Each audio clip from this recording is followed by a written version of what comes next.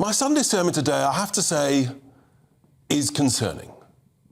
Because yesterday, in central London, Camberwell, just about a mile and a half from Westminster, there were some truly shocking scenes.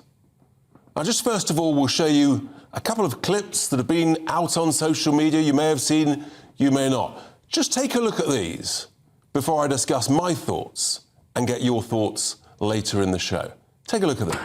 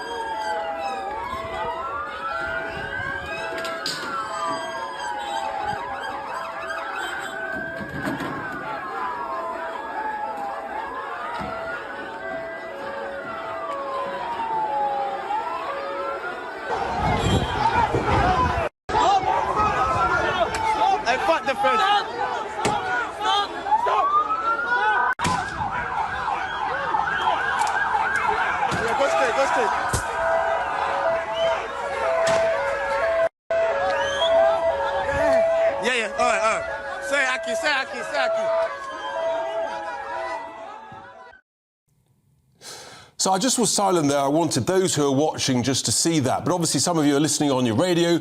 And to explain there were two clips of people with sticks, with poles, attacking police who simply didn't have any form of defence. They didn't have helmets, they didn't have riot gear, huge long poles and sticks. And they were attacking police vans. You heard the sirens. It was a truly terrifying scene.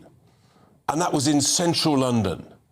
And what on earth, what's going on? How have we ended up in this situation? There were probably up to 100 people, apparently mainly concerning an issue that's going on, concerns tension in Eritrea in Africa, a long way away.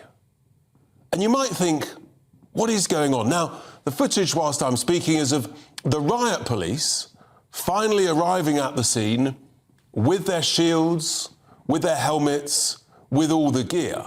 Not before time, because the police officers originally, men and women on the front line, frankly, I suspect would have been terrified, overwhelmed, and frankly, under-resourced, under-armed, faced with those long poles, those sticks, and some very aggressive language and attacks from those people. Now, we've talked about it before, multiculturalism, and some people from the left say it's a great thing.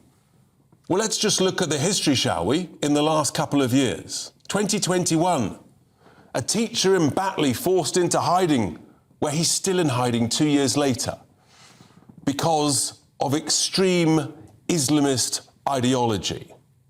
And then last year, in the beginning of September last year, 2022, we had the riots in Leicester tensions between Hindus and Muslims that went on for some 3 weeks, barely reported in the press until it became too big to ignore.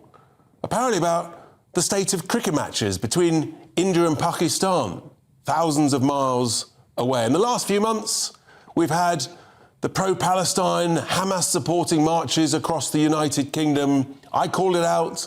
They were inciting anti-Semitism, hatred and violence. But the police let them go ahead, the Prime Minister let them go ahead, and they created a scene of growing anti-Semitism. This is not a positive development. There's no optimism in this Prime Minister. This is absolute failure. This is weakness. This is woeful, and it is completely unacceptable.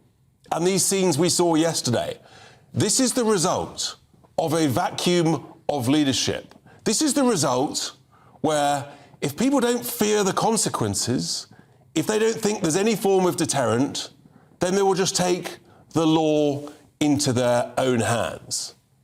And what we are seeing, I'm afraid to say, is the consequences of mass, uncontrolled immigration from people from all over the world who do not understand our culture, they don't empathise with our values, they're frankly not interested and don't support our history and our heritage.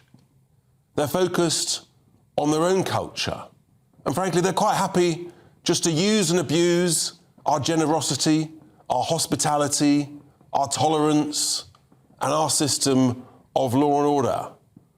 We don't do riots in this country. We don't do sticks and poles. We do lawful, legal protest. And what happened yesterday was nothing of the sort.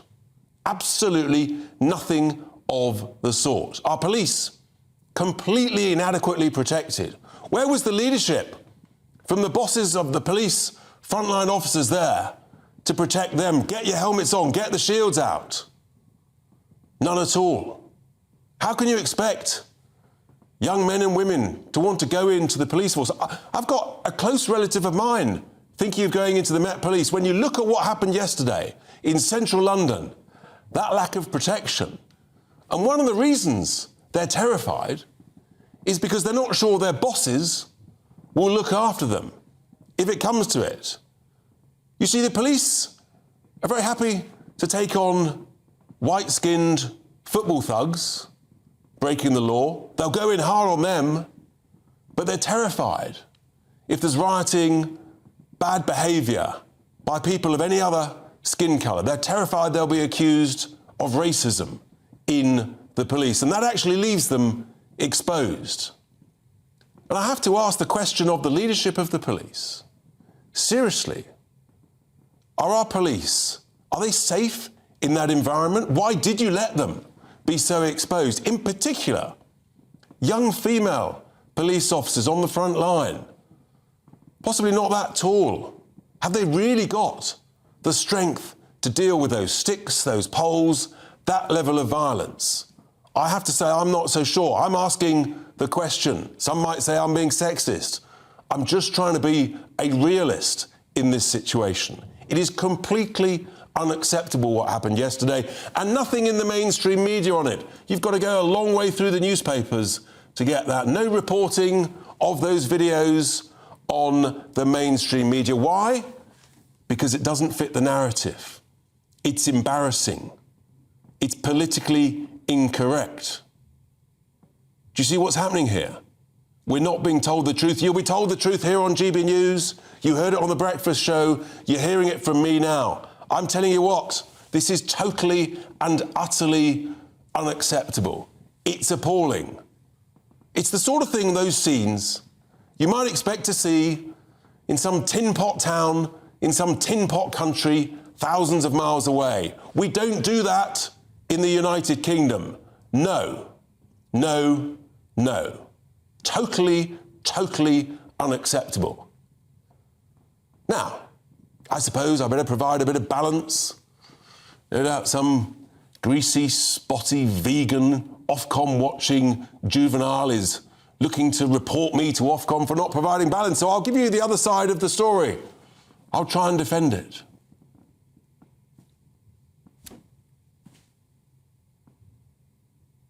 Silence. I'll tell you why. No, I'll try a bit harder.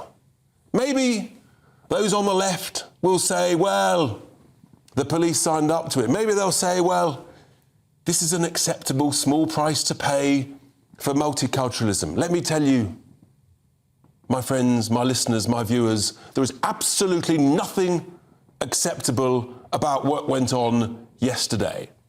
But if we don't address this, if we don't clamp down on it rock solid, robustly, ruthlessly, and create a proper deterrent, this will get worse.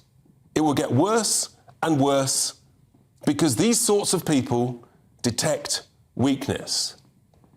If you want to behave like that, there's about 195 other countries you're welcome to go and live in. We don't accept that behaviour here. I don't know who those people were. Maybe some were British-born citizens, but I've got a suspicion, and yes, I'll speculate, that a significant number, probably a majority of them, have arrived here as immigrants, either legally or illegally. But they clearly don't understand how things work here. That is utterly outrageous behaviour. That is not the British culture. We don't want it. And if you want to behave like that, please go and live somewhere else. We don't do breaking the law like that. We do lawful, legal protest. That's what a democracy is about. We don't do rioting. What we do need to do is to defend our brave policemen and women on the front line.